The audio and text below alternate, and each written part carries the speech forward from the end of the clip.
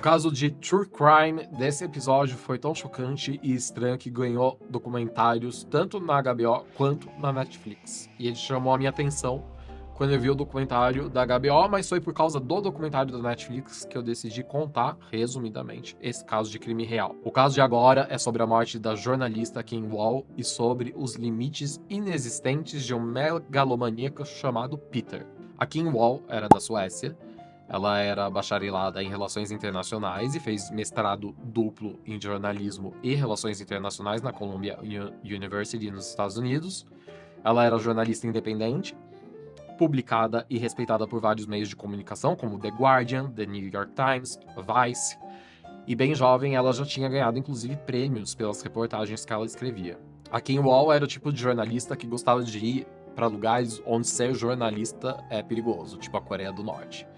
E por isso, o fato dela ter sido assassinada num dos países mais seguros do mundo chamou tanto a atenção, no caso, a Dinamarca. Na noite de 10 de agosto de 2017, a Kim, a convite de um cara chamado Peter Madsen, que supostamente era um cara estilo Elon Musk, só que com submarinos e não foguetes, e substancialmente mais pobre, foi entrevistar o suposto bilionário dentro do submarino construído por ele e por seus voluntários. #culto, #trabalho escravo. O submarino chamava UC-3, Nautilus. Na manhã seguinte, a entrevista que ocorreu dentro do submarino, o bagulho desapareceu.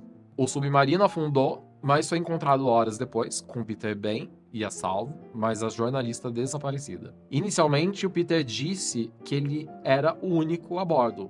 O Peter foi mantido em custódia na mesma hora pela polícia para que se esclarecesse o desaparecimento da jornalista. Basicamente, a polícia não comprou a história inicial do Peter, de que ele havia deixado a Kim no cais e retornado sozinho ao submarino. E logo eu digo pra vocês o porquê a polícia não comprou essa história, tá? 2 dias após o desaparecimento da jornalista, as autoridades acusaram o Peter por homicídio, mas sem dar detalhes da investigação, que ainda estava em curso. Isso aconteceu ao mesmo tempo, no mesmo dia, em que as autoridades retiraram o submarino naufragado do fundo do mar. Nada nem ninguém foi encontrado dentro do submarino.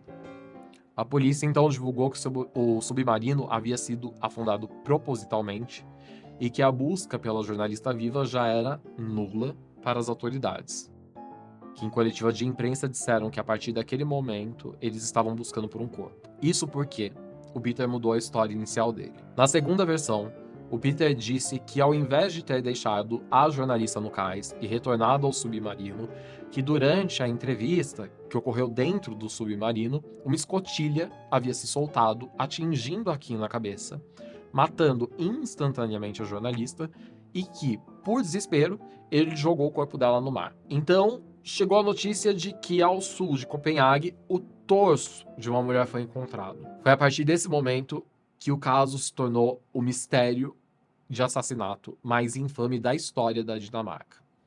Segundo a autópsia do torso, cortes foram realizados de forma deliberada para evitar o acúmulo de oxigênio nos pulmões do corpo e, por consequência, evitar com que o torso flutuasse na água. Além disso, nesse torso foi amarrado um pedaço de metal para garantir que ele afundasse no fundo do oceano. Para a polícia, o Peter continuou afirmando que ocorreu um acidente e que tudo isso foi naquela, aspas, adrenalina de desespero.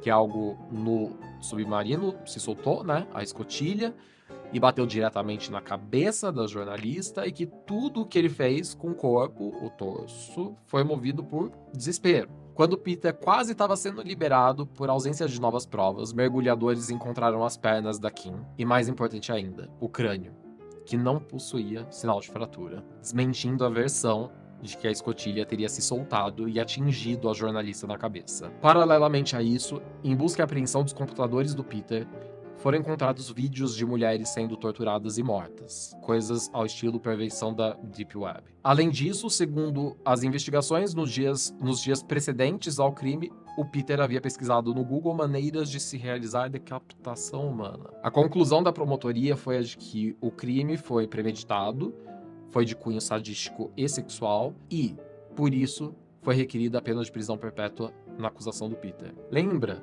que eu disse que após ser resgatado, a polícia não tinha comprado a história inicial do Peter e o manteve detido, e que eu diria o motivo para vocês depois? Pois então, no julgamento foi revelado que após o resgate do Peter, a polícia notou marcas defensivas nos braços dele e sangue na narina esquerda dele. O sangue na narina esquerda do Peter, no entanto, não correspondia ao DNA do Peter, mas sim ao da vítima. O documentário chamado Assassinato nas Profundezas, dirigido pela Emma Sullivan, que está no catálogo da Netflix, só pode ser lançado após o julgamento do Peter. Na realidade, a documentarista Emma, na época do homicídio da Kim Wall, estava fazendo um documentário sobre os experimentos científicos do Peter quando tudo de repente aconteceu, e por meio da análise de horas e horas de filmagem, as autoridades conseguiram encontrar outras evidências e também escutar diretamente da boca do Peter coisas que retrospectivamente são de dar medo a qualquer pessoa.